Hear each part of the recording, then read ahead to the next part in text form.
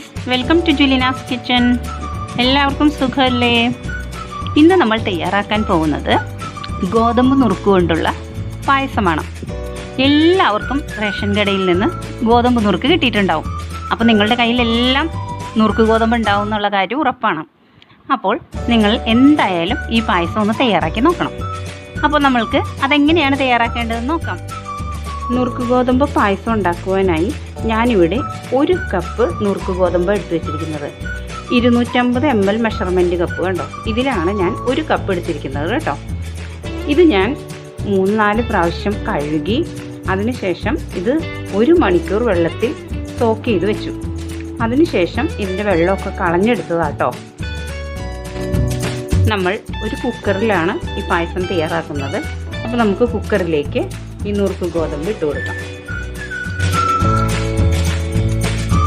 നമുക്കിതിലേക്ക് നികക്കെ വെള്ളം ഒഴിച്ച് കൊടുക്കാം.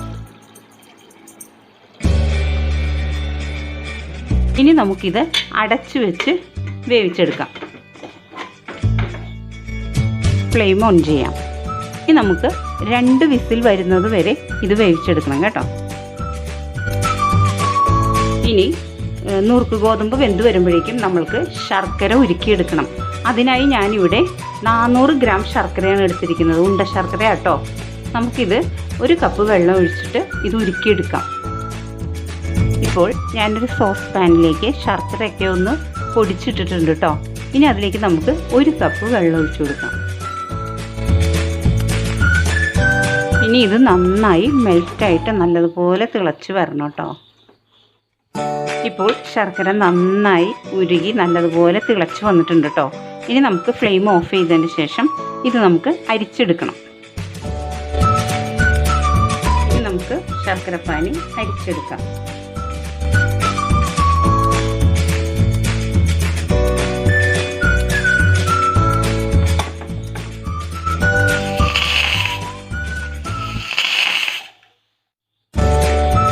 ഇപ്പോൾ നമ്മുടെ കുക്കറിലെ സ്റ്റീമെല്ലാം പോയി കഴിഞ്ഞു. ഇനി നമുക്കിതൊന്ന് തുറക്കാം. നമ്മുടെ നുറുക്ക് ഗോതമ്പ് ഓവറായിട്ട് വെന്തിട്ടില്ല, ആവശ്യത്തിനേ വെന്തിട്ടുള്ളൂ കേട്ടോ. ഇനി നമുക്കിതിലേക്ക് നമ്മൾ അരിച്ചു വെച്ചിരിക്കുന്ന ശർക്കരപ്പാനി ഒഴിച്ചു കൊടുക്കാം.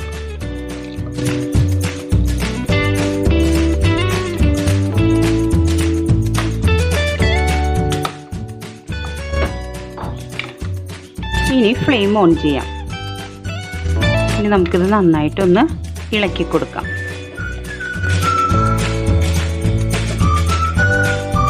ഇത് നന്നായി തിളച്ച് ഈ ശർക്കര നീരൊക്കെ ഒന്ന് വറ്റി ഒന്ന് കുറച്ച് കുറുകി വരണം കേട്ടോ. അതുവരെ നമുക്ക് ഇതൊന്ന് നന്നായി തിളപ്പിച്ചെടുക്കണം. ഇപ്പോൾ നന്നായി തിളച്ച് വരുന്നുണ്ട് കേട്ടോ.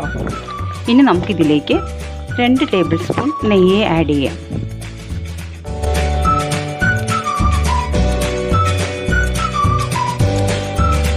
ഇനി ഇത് നന്നായി ഒന്ന് മിക്സ് ചെയ്ത് കൊടുക്കാം. ഇനി ഇത് നന്നായി ശർക്കര നീരൊക്കെ നല്ല കട്ടയായിട്ട് വരണം. അതുവരെ നമുക്ക് ഇങ്ങനെ തിളപ്പിക്കാം.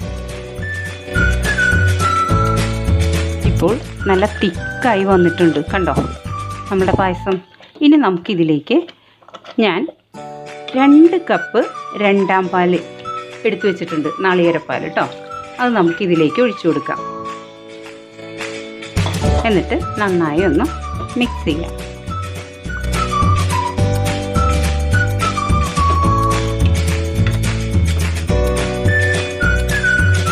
രണ്ടാം പാൽ ഒഴിച്ചതിന് ശേഷം നന്നായി കുറുകി വന്നിട്ടുണ്ട് കേട്ടോ.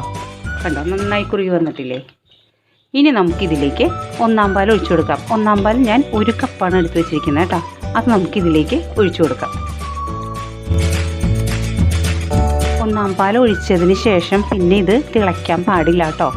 ചെറിയതായിട്ടൊന്ന് ചൂടായാൽ മതി.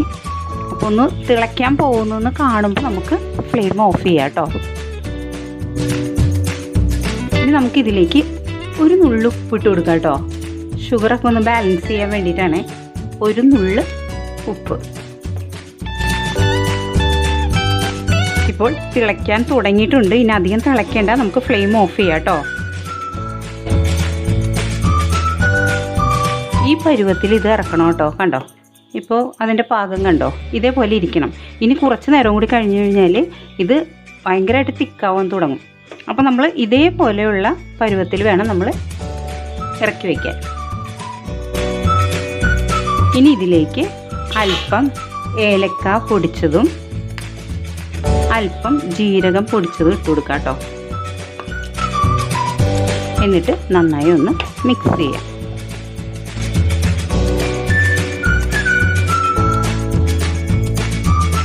ഇപ്പോൾ ഞാനൊരു പാൻ വെച്ചിട്ടുണ്ട്. അതിലേക്ക് നമുക്ക് കുറച്ച് നെയ്യ് ഇട്ട് കൊടുക്കാം. ഇനി ഇതിലേക്ക് കുറച്ച് കാഷ്യൂ നട്ട് ഇട്ട് കൊടുക്കാം.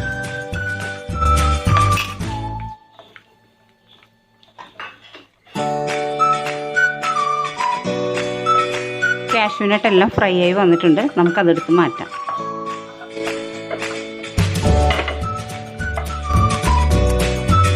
ഇനി ഇതിലേക്ക് കുറച്ച് ഉണക്കമുന്തിരി ഇട്ട് കൊടുക്കാം.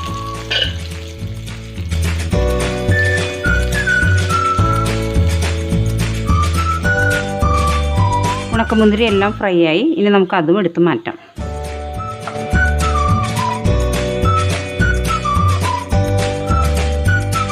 ഇനി ഞാൻ ഇതിലേക്ക് അല്പം നാളികേര കൊത്തുകൂടെ വറുത്തിടുന്നുണ്ട് കേട്ടോ. അത് നിർബന്ധമൊന്നുമില്ല കേട്ടോ. അത് എനിക്കൊരു ഇഷ്ടം ഉള്ളതുകൊണ്ട്, പായസത്തിൽ അത് കടിക്കുമ്പോൾ എനിക്കിഷ്ടമാണ്, അതുകൊണ്ട് ഞാൻ ഇടുന്ന കേട്ടോ.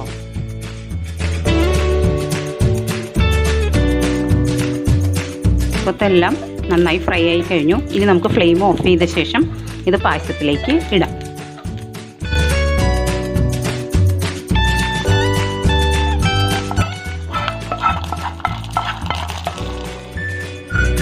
ഇനി നമ്മൾ ഫ്രൈ ചെയ്ത് വെച്ച കാഷ്യൂ നട്ടും കിസ്മിസും കൂടെ ഇതിലേക്ക് ഇടാം.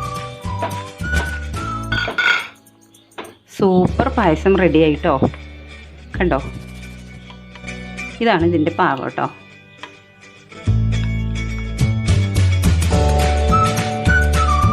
ഇനി നമുക്കിത് ഒരു സെർവിങ് ഡിഷിലേക്ക് മാറ്റാം.